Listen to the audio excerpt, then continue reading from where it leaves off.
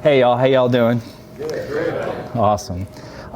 So my name is Mike Siers. I live in Dublin, Ohio, and I haven't been to a Bitcoin meetup in about a year and a half, so I do apologize.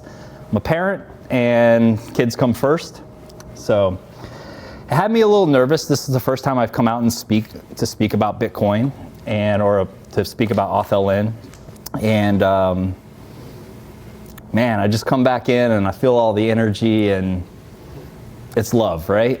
So I was orange pilled. I'm gonna jump into a little bit of my story. I was orange pilled, honestly, in 2023. So relatively new. I was orange pilled by reading the book Soft War. I have an interesting story where I was gonna buy about 10 Bitcoin in 2016, had a problem with the ID, and got a little frustrated checking out, never bought it. I'm a former military soldier, right? Sent in Afghanistan. Any other veterans in here? Combat? I got deployed. Got deployed? So I've heard Michael Saylor once say that the first thing you buy with Bitcoin is peace of mind. It took me like 6 months maybe to figure that one out, but I'll add to it and I'll quickly say that for me as a veteran, Bitcoin helped heal my trauma. So I was deployed to Afghanistan. Like many veterans, I believed in something bigger than myself, and I wanted to serve that. And then when we were sent to Afghanistan, there wasn't much honor in what we did. And I came back, and I was quite disillusioned for a very long time. When I got a hold of the thesis Soft War, it registered with me in a lot of levels from my military experience. And like I said, it orange pilled me. Because like on the very first couple pages, Major Lowry says there's two reasons that people aren't in Bitcoin. Either one, they don't understand it, or two, they're angry they didn't get in earlier. That hit me like a ton of bricks. I immediately put it down, read the white papers, studied the history of encryption, and I came to find this term called proof of work.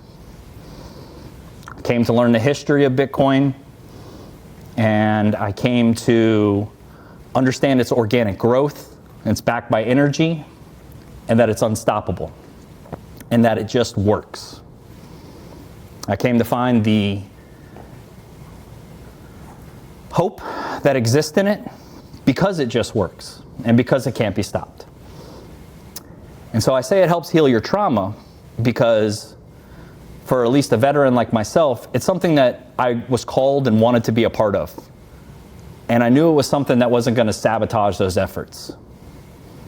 So, as I read Soft War, anyone in here, by the way, read Soft War? Okay, cool. I kept looking for the point. Very iterated over and over and over and over again, right? Kept saying the same things. Driving me nuts. Bitcoin can impose physically prohibitive costs. You're domesticated. Da-da-da-da-da-da. But never quite hit the point. And I found myself just borderline obsessing. Any free moment, I'm like carving back through the book, what have I missed? And I couldn't get there. So I came up with an analogy to understand the novel, or the thesis. And it was this. I imagined a fictitious scenario where a crime spree was occurring and criminals were running around with a duffel bag filled with every garage door opener conceivable. And they were opening up garage doors at will. All it would cost them is the time to match the garage they were in front of with one of the signals that they had. Otherwise, they had a 100% success rate. So if I was following the logic of software and I didn't want one of these criminals to get in my house, I could theoretically put a Bitcoin wallet in my house, disable my garage door opener, reprogram it so that it only activated to receive a signal after I had sent some denomination of Bitcoin to my house wallet. To me, I'm the owner of the house, I'm the owner of the wallet, and I'm the owner of the Bitcoin. This doesn't cost me anything. I'm simply moving Bitcoin around. But if one of those criminals were to come up and just attempt to try to match the signal, they could theoretically be greeted with an invoice telling them, no, you need to pay to execute that operation. The odds are they would probably just go to the next house, right? So that basic theory or concept is what ultimately became AuthLN. When I first created it, I thought it was pretty obvious to any and everyone. And I went out and I just wanted to talk to Bitcoiners about it. And I was surprised. A lot of Bitcoiners didn't want to talk about it. They didn't like that Jason Lowery referred to Bitcoin as a weapon. So I got lucky, became friends with one of them, head of technology for Sonoda, and he was gracious enough after a few drinks to help me understand how I could potentially achieve this. And so we did. And so AuthLN is a proof of work authentication protocol or platform where we're requiring users to stake a denomination of Bitcoin, some sats, to validate who they are before they log in. We are going to use a Lightning Hold invoice. A user will let the Bitcoin be reserved in the hold invoice, authenticate in as normal, however they do it now. Their resource is going to tell us whether they passed or failed. If they passed, we'll cancel the invoice as if the transaction never occurred. And if they fail, they're going to forfeit that invoice. The intent is to focus first on enterprise organizations. Replace multi-factor authentication, eventually passwordless solutions. We're focused on compromised credentials, which still represent some of the highest rates of data breaches. We're going to prevent brute force attacks. Now, I'm still building. It's slow. But as I went through this process, it dawned on me after the fact. Didn't even realize it initially. It doesn't cost a cyber criminal anything to even attempt to penetrate a system. Nothing. As a result, if cybercrime was measured as a GDP, it would be ranked as the third largest globally.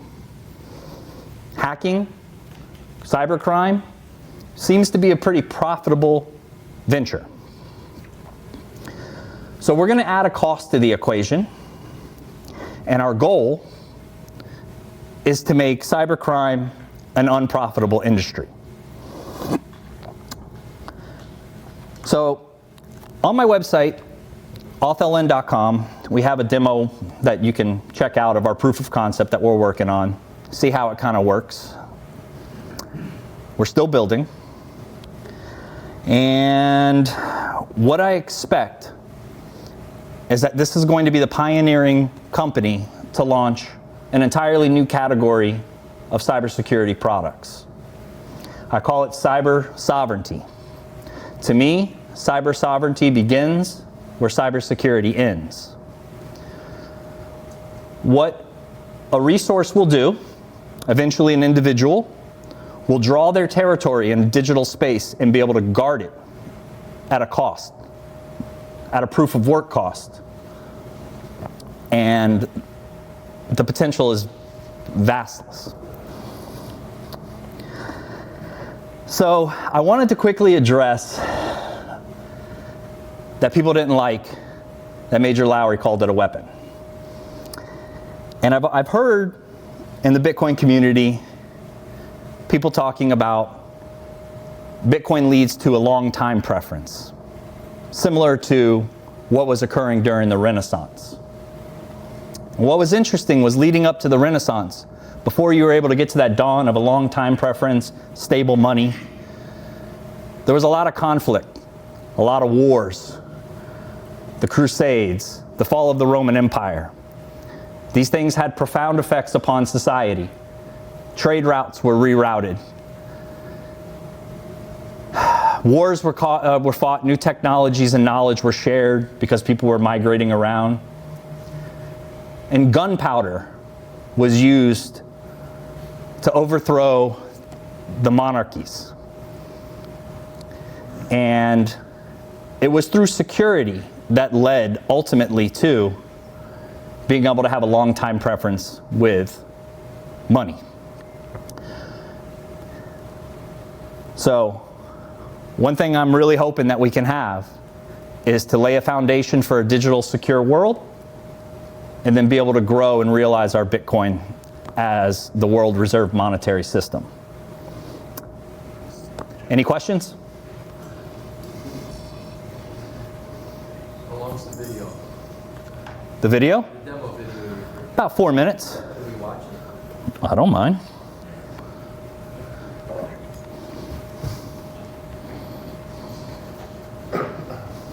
Have you talked to you guys down here in Columbus about their cybersecurity issues?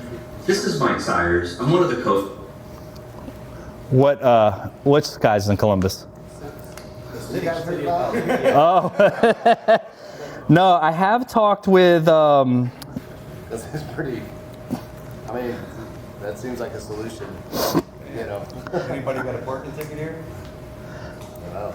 No one? Let's see. No one's ever had a parking ticket? Oh, yeah. Well, you get free credit checking for the next 2 years to the city of Columbus. What? Yeah. Yeah, you should check it out. Because they were hacked, like you were saying, so yeah, everybody gets, if you've ever had a ticket or speeding ticket, parking ticket, anyway, so. No, I love the dialogue. It's really exciting when you're able to apply it in other realms besides money, right? And it took me a while to incorporate the money part in it because there was so much hate. I'll be honest with you. There was so much hate towards Major Lowry and just this concept that I was really focused on saying, let's create a product and forget the money part. But you can't divorce the value from Bitcoin. I mean, that's what it is, right? More use cases. Yeah. So to get back to you, I haven't talked to the city of Columbus yet. I have talked to a subsidiary of Cardinal Health, and we did very well there. I have talked to some major public sector companies, or I don't know what you call them, organizations. Good traction there as well. So I hope to complete the build, yes. Would you be doing this verification on chain on the Bitcoin? No, through Lightning Network. Oh, through Lightning. Yeah. I do hope that Columbus can, in the event that AuthLN can get launched, that would be 2 Bitcoin Lightning utility companies coming out of Florida, Columbus, Ohio. 3 is a pattern. Did I see another question? Oh, go ahead. So what you're saying is, so if somebody's trying to log into the system and there's an invoice, and if they mess up the next step, then they pay fine, basically, right? Yes and no. So rudimentary, yeah, there'll be an invoice that will pop up. The idea is that we're going to check the intent of the user. And our target market to start off with are enterprise organizations. So they have a list of approved users. We're going to make it incredibly simple for them, and they're not actually going to leverage their own Bitcoin. It'll be provided to them as an authentication mechanism. But if you're from outside of the organization, yeah, you're going to see an invoice and you're going to have to pay to proceed. thought about working with organizations that utilize single sign-on? Where currently, like I just had an issue the other day where I went to a website that I usually go to, I enter in my username and password, and all of a sudden I was directed to a different link that utilized a single sign-on that our organization just approves my, I guess, MAC address through to that website. Yeah. Would your product filter in through that and work so seamlessly, or would I then, if it created an issue, I would be then presented with a Lightning invoice? Right. So in each use case, it'll kind of determine, but in theory, yes, we are going to integrate and layer into your existing process and how you're doing that. That took quite a bit of thinking and talking to some engineers much smarter than I. But yes, and we have approached IAM companies. I'm in talks with a smaller one. The ultimate elephant in the room is clearly Okta. So, yeah. Yeah, thanks. This is Mike Siers. I'm one of the co-founders of AuthLN, here to give you a brief demonstration on how our solution works. What you see on your screen are two windows. On the right, we have a demo website that we're going to interact with and show you how the functionality works. On the left-hand side is a back-end area where invoices are generated that a user must fulfill in order to authenticate into the website.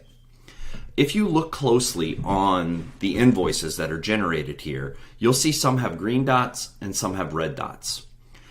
Red dots indicate that a user was authorized to access the network and successfully paid the funds and authenticated in. As a result, AuthLN cancels that invoice. The user retains their Bitcoin. Green dots indicate that an unauthorized user attempted to access the network. They failed authentication, they paid their Bitcoin, and the company took it. The company now owns their Bitcoin. So we're going to go ahead and demo how this works. It's going to work just like any user would normally log into a website. However, before they log in, they're going to have to satisfy the financial value that the company is requiring in order to validate that they are who they say they are before they authenticate in. To do that, we have a mobile app, an AuthLN mobile app that we're going to utilize that will scan this QR code that's going to pop up, withdraw funds from a user wallet to satisfy that invoice. It is important to note that any user that uses our AuthLN application does not actually have access to get to the user wallet. It's just there to hold Bitcoin on behalf of the company for the user to authenticate with. So let's go ahead and let's demo. I'm going to click login. I'm going to open up my AuthLN user app, and I'm going to scan this invoice. That is going to satisfy the amount that is required, and I'm going to go ahead and log in now. For this purpose, I'm going to pass the login successfully.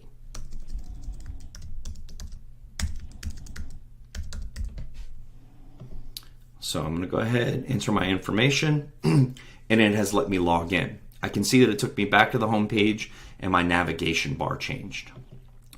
If I go over to my invoice area, I'm going to see that a new invoice was generated 38 seconds ago, and it has a red dot. It indicates that transaction was canceled, and as a user, I retained the Bitcoin that's in my user wallet. So now I'm going to log out, and I'm going to do this again and fail. So I click login.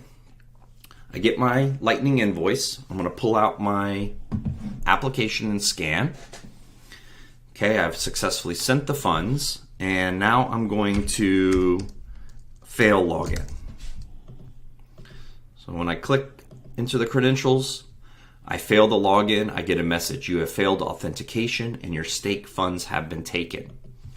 When I go back over to our invoices, I can see that a new invoice was generated 10 seconds ago, and it has a green dot as a thank you. Green dots, red dots, we had to use the inverse of how it was initially set up. Say again? Better not just type your password. Well, so what's interesting is we're actually going to provide the Bitcoin to the companies. and we're going to rebalance and recycle that Bitcoin over and over again. So it doesn't matter if an authorized user fails or doesn't fail. It only matters for the unauthorized users. That part took a long time to figure out. Yeah, that took a long time to figure out how. So that's good. Yes, Andrew. Yeah, so with companies that we're talking to, we try to keep the sales cycle extremely simple. We focus on problem, solution. Problem is, it doesn't cost a potential cyber criminal anything to attempt to break into your network. Solution, we're going to introduce that cost. You don't have to worry about anything else. It's based on proof of work. This is what proof of work is, and it seems to be working out pretty well. When I talk to executives, it's the strangest thing. They get so excited about potentially generating revenue from this, opening up an additional revenue stream. They just want to play with the funds. They want to try to, once they feel comforted this way, they want to try to lure the unauthorized users in so they can pay money and they can open up a revenue stream. The CISOs at first will buck, but then they can't deny that it doesn't cost a criminal anything to even attempt. I'll ask them a little bit about how many unauthorized attempts they had for the month. They'll tell me, talk to them about the expenses involved with that, and then bring it back to introducing a cost. Then inevitably, we're going to move over to, well, what's proof of work? Oh yeah, I don't mention Bitcoin at all. That took me a long time too. The goal is to expand Bitcoin. I love Bitcoin. I want to shove Bitcoin down their throats. But it doesn't work. It causes problems. Just even mentioning the word, it creates an emotional reaction in people that you just don't need. So I describe Bitcoin. I describe all the benefits of it, and I tell them how their system is, in essence, reactive by nature. And that they can transform their cybersecurity posture from being reactive to being proactive and actually doing something. It seems to resonate very well. Without using the word Bitcoin. Proof of work token. Because at the end of the day, it's all about the proof of work, backed by the energy consumption, backed by the accessibility by anyone worldwide to be able to pay that invoice. They could probably do their own proof of work, but how is the attacker going to potentially get a hold of that token to actually use? There's passwordless solutions out there that kind of leverage that, and they have a lot of vulnerabilities as well. I am telling you, from a standpoint of being a military veteran, I love this country. I had forgotten how much I loved this country till recently. To see a major that shares that same belief, that still wants to serve the country and not just abandon all that and focus on Bitcoin and is a little more realistic, and to see him go out of his way to think outside of the box and identify a potential digital weapons system to introduce to help this nation to even get past all the red tape, you got to respect that. I still need to build this, but I'm already bored with it with all the additional things that we can do. Yeah, there's a whole new world that is coming, and from a technical standpoint, yeah, it's difficult, right? It's difficult to layer in, make all these different API connections, these different integrations, make sure everything works well. But in-house, we've figured out and solidified a lot of things. And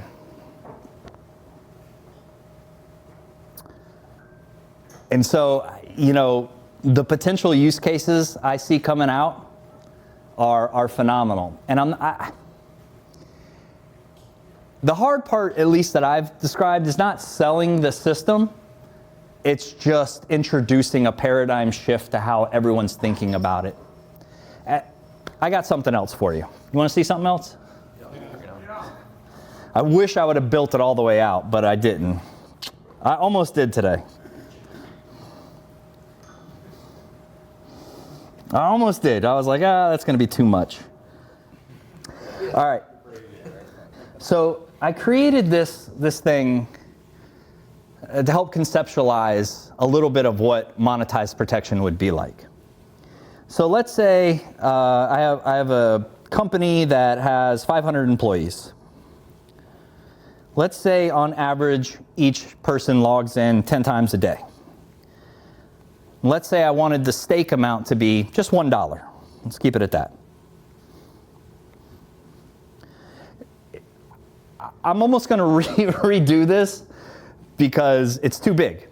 But in essence, what we're seeing is, and I'm just putting in cost right now, but for the platform, and we include the Bitcoin, they would be paying roughly $9,600 for the year. They're going to end up getting, it's going to cover 1.8 million logins for the year.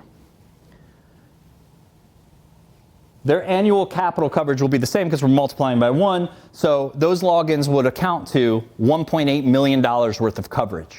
It's almost like I start pivoting into an insurance model. I'm not even an insurance fan, but that's kind of what we're dealing with. We're dealing with monetized protection, which is honestly a policy that you would sign on, you're going to pay your premium, and then you have the ability, the potential for capital capture. Now, Major Lowry still thinks that capital capture would be significant. I don't know. I go back, you introduce a cost, and I'm heading out. But that's what I'm interested in seeing.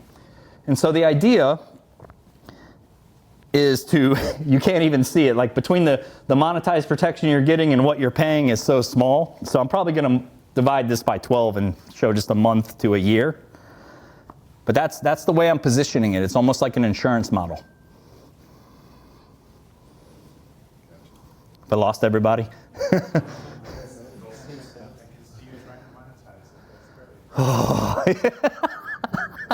Maybe I need some advice from Rob, man, because all I'm thinking about is like, I'm new to startups. Prior to this, I did produce, it sounds really nice, I did own a vitamin manufacturing company, and I produced the world's first metabolic line for patients with ALS. I didn't have to go down the startup route. My partner was the one that funded it, helped with the operations and the finance part. Ran it for about 9 years, and then I sold that in 2018 when my son was born. And that journey took me from South Florida, where I was born and raised, to Columbus, Ohio. And so it's weird. About turned 42 or maybe 43, maybe 37, I don't know. And it's a little humbling to have run a business and then have to be a founder and learn this whole startup realm. So any advice from you, Rob, would be very welcomed. But yeah, my brain naturally thinks of how do we turn profit, because to me, profit's the survival of a business. And it's hard for me to think the other way. Thank you.